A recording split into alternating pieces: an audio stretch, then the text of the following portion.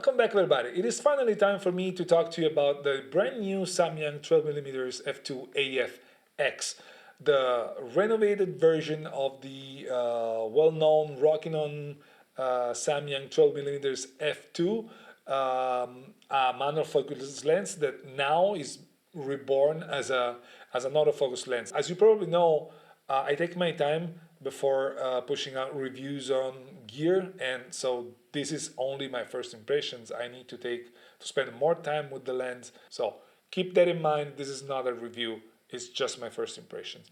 That being said, let's get into these $400 worth of wide-angle lens from Samyang. And let's start with the packaging.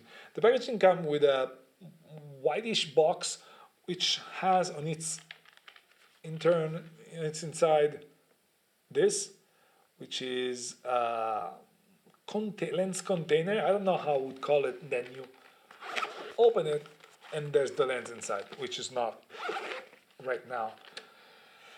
And this is the lens. As you can see, the lens is as of now it's not mine, but it's on an XS10, and you can see it's pretty compact and lightweight at only 215 grams. It is mainly plastic with only this portion of the lens, the one that goes close to the camera mount, that seems to be metal, and the flange, it is metal. And also the lens is, despite being plastic and lightweight, is weather sealed. The lens hood is plasticky. You can remove it. It takes quite an effort, you see. But the bad thing about it is that you cannot place it upside down. So you either have it on the lens or you have it off the lens, and you decide what you want to do with it. Is it a problem? Not really. The lens has got no aperture ring, so you need to control your aperture from the camera, like an XC lens, just to make a comparison with the Fujifilm lenses. And despite being plasticky, the plastic is really good, and it's not that cheap plastic that you think about when you think plasticky lens. So it's a good plastic, and in my opinion, it is built better than the Zeiss 12mm f2.8, which is a $1,000 lens. So this costs less than a half, and it's super lightweight, and it's built better, at least in my opinion. And also it is faster because this is f2 while the Zeiss is f2.8. So from that perspective, it's already an interesting lens. Now let's come to the brand new stuff, which is the autofocus. The autofocus is made of the stepping motors, so no linear motors, just stepping motors, but there's nothing wrong with it. It is silent and is pretty accurate. It's fast. I haven't had any particular issue with the autofocus itself. The only thing that I feel I need to mention, and this also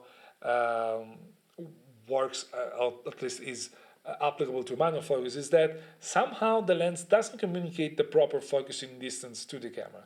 What I mean by that, if you use the distance scale on the bottom of your viewfinder or the screen or whatever it is, you will always, even if you're focused at infinity, you will see that the camera in autofocus focuses between 3 or 5 meters. Now at the beginning, this was driving me crazy because I thought I wasn't focusing right, or the camera or the lens wasn't focusing right. But then the picture came up sharp. So I kind of realized that basically the problem is the communication between the lens and the camera that doesn't communicate the proper distance. This also affects manual focusing because if you just rely on that and you try to focus at infinity, let's just say, you will not have anything in focus because the lens tries to focus beyond infinity. So you need to rely on either the AF or the focus peaking, which is going to help you understand whether something's in focus or not. I hope this can be fixed via firmware upgrade, even though I don't know if the firmware upgrade is going to work like all the other Fuji lenses. I guess it will because now Fuji opened up the protocol, so I would assume you can also update the firmware, but we'll see. I haven't seen happening yet, so we'll see. Speaking of image quality, of course it's too early. I cannot give you like a review on that. I already said it, but the lens seems to be really sharp, even f2, at least in the center. I haven't tested the corners and all of that. We'll see, but it seems pretty sharp, and it's also sharp when you focus at its minimum focus distance, which is almost 20 centimeters, which is not too bad, but nothing to write home about. But the good thing is it doesn't become, like many lenses do, blurry or anything like that. It stays pretty sharp, which is good.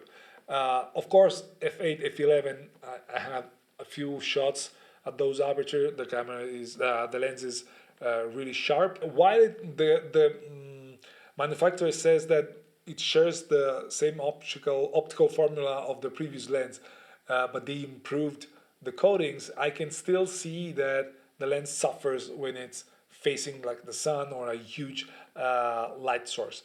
There's a lot of flares. There's some chromatic aberration. While the sun stars are really good, like the sun stars come up really good. I like them even when on the inside, like in churches, on something like that. I really like them. So the lens is not perfect. I can already say that, but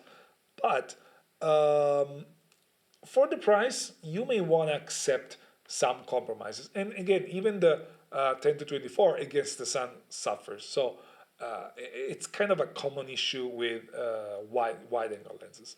When it comes to video, the image quality is really good. With video, you notice a little bit less the shortcoming of the lens, especially because the flare sometimes can add to the scene, even though it's an issue anyways. I'm not trying to deny that. And the continuous autofocus, like the face tracking, seems to be really sticky. I tried it on the XS10 and it surprised me. It was really sticky and it seemed to be pretty reliable. Of course, I will need to test it a little bit further, but it seems to be a decent vlogging option because being so lightweight and so wide and also so fast opens up a lot of possibility, especially on stabilized bodies such as the XT4, XS10, XH1. So I'm really interested in testing it, and I haven't. Unfortunately, the weather has been terrible during my time from the moment I bought it and now. So I hope I will be able to further test it after, because I need to test it. That's one of the reasons why I bought it. Now, that being said, wrapping these first impressions up, I think that this lens seems to be worth the $400 price tag, because there's not that many options out there. It's really fast. It's f2. It is very wide, 12 millimeters. It's an 18 millimeters equivalent, and it's also lightweight, autofocus with a fast autofocus, a reliable autofocus, and that's a really interesting option. Again, it's not perfect. No lens is perfect, but the price seems to be right for this lens. And let me know what you think about the lens. Let me know if you want something specific for me to test for my full review. And subscribe to the channel because there's a lot coming up in the future. And share the video if you liked it, or if you know someone that is asking questions about this lens. That's the only way you can help my channel to keep growing. Slowly, but keep growing. That's it for now. Again, thank you, ciao, and I'll see you in the next one. Bye.